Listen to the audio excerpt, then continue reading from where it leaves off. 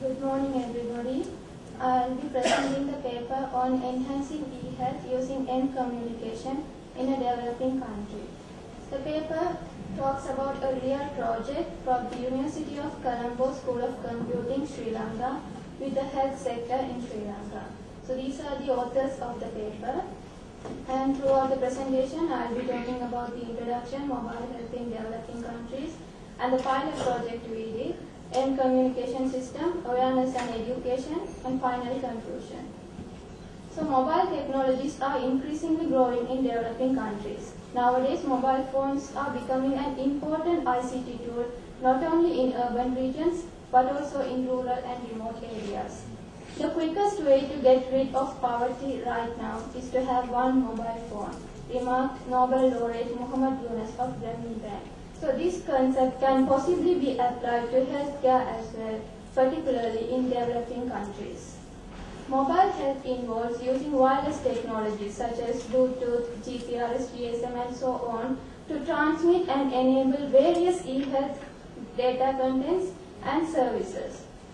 E-health and M-health are inextricably linked. They both are used to improve health outcomes and their technologies work in conjunction. For example, many e-health initiatives involve digitizing patient records and creating an electronic backbone that will ideally standardize the access to patient data within a system.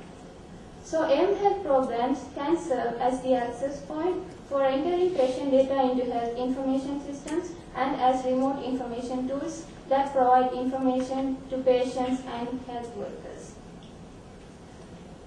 So according to Terry Kramer, the strategy director at British operator Vodafone, there are 2.2 billion mobile phones in the developing world, 305 million computers, but only 11 million hospital beds.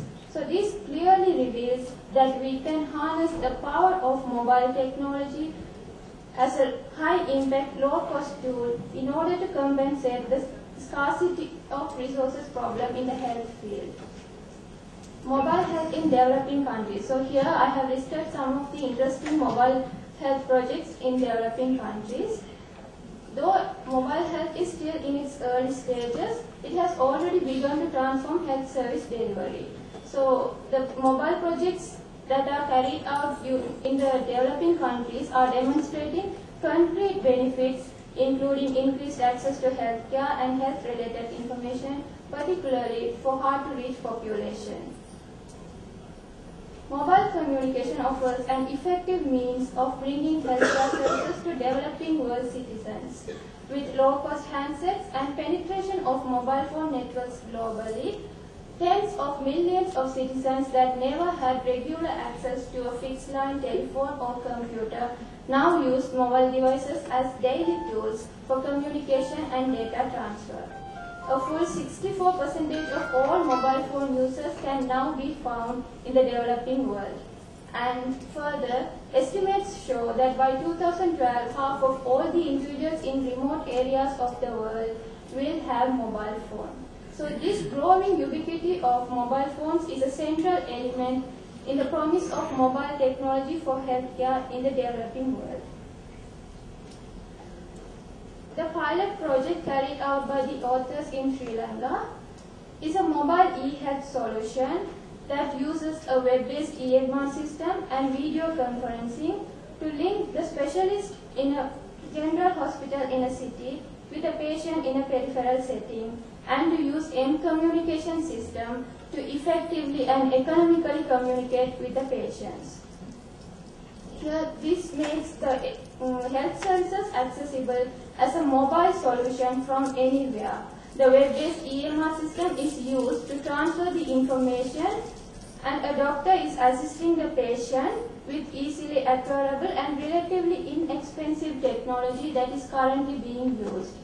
As an enhancement, mobile communication system can be used to send reminders and important information such as clinic dates, appointment dates, operation dates, vaccination dates, investigations to be done, and so on. So here, these are some of the screenshots of the web-based EMR system that we have developed using open source technologies. And the solution is presently implemented at 2 hospitals in Sri Lanka, and an e-clinic consultation session is carried out every week in Sri Lanka. So here, these are some of the pictures taken during the e-consultation sessions. And I'm glad to say, right now there is an e-clinic consultation session is going on in Sri Lanka. Now let's move on to the end communication system. So if you take a look at the Sri Lankan settings, according to the Sri Lankan Telecommunication Regulatory Commission, out of 21 million populations, over 10 million people are subscribed to cellular mobile services. And at the diagnosis stage, a preliminary survey was done in a base hospital at Maravilla, Sri Lanka, and the results show that over 51% of the patients have access to their own personal mobile phones, out of which 50% of them use SMS tool for communication. And nearly 80% of patients have access to mobile phones through an immediate family member. So these results depict a high penetration of mobile phones in peripheral sector, which can very effectively be used for communication. Therefore, an M communication model is introduced as an enhancement to this e-health solution. So the model is designed in an independent way that can be easily integrated or plugged into any EMR systems and other databases. So while these EMR systems support e-health solutions, the e-health solution can be enhanced by this mobile communication system by providing information to health workers and patients through a mobile service provider. So the end communication system provides a mobile communication channel between health workers and patients. So these are the main components of the system: sending SMS on e-clinic appointments, operation dates, vaccination dates, investigations to be done, and receiving SMS to email, and auto reply or auto forward. So in order to come up with an economically feasible model, the existing technologies were analyzed and a solution that is simple and easy to use is chosen. So the solution is basically Java. And if you take a look at the architecture of the system, there will be an SMS server where the SMS reminding component will be running, and the component retrieves data from the EMR database and sends SMS messages. So if a message is sent by the application, it is first sent to the attached GSM phone or modem, which will act as an SMS gateway, and as a result, as a second step, it transmits the message to the SMS servicing center of the GSM provider through a wireless link.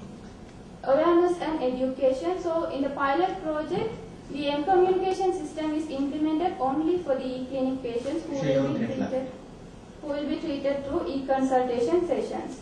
So the e-patients selected by the consultants will be given instructions on how to read SMS reminders and how to respond to it. So when the e-clinic patient is selected, that patient should come to the e-clinical management center and register themselves by giving all the details including mobile number and communication language preferred. In order to improve the effectiveness and make the SMS messages unambiguous and readable, the SMS message format is designed in the most effective way. And we have used transliteration in Sinhala and Tamil to improve the effectiveness of the message. The pre-survey is focused on mobile phone access and SMS usage, and currently a post-implementation analysis is being carried out in order to evaluate the effectiveness and applicability of the M communication model to Sri Lanka. And the survey focused on patients' ease of access, accuracy, timeliness, and effectiveness. So these are some of the pictures taken during the training and awareness programs of the project, and this is how we practically manage the problems and issues involved in implementing a technical solution in healthcare system. As a future work, we are considering localization of messages, mobile access to the EMR system, and advanced mobile health solutions.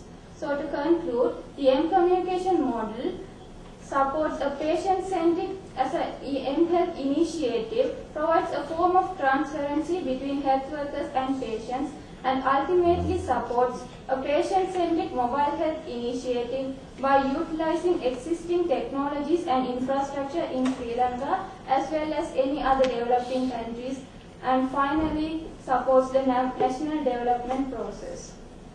So that's all about my presentation. Thank you so much, Aisha.